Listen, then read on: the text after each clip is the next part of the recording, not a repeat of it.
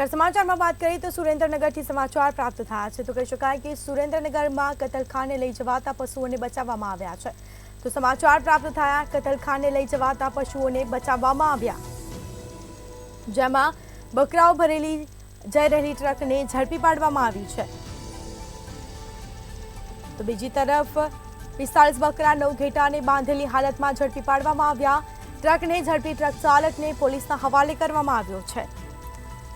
તો પાણી અને ઘાસચારાની સગવડતા વગર જોવા મળ્યા હતા પશુઓ તો સમગ્ર મામલે તપાસ હાથ ધરાશે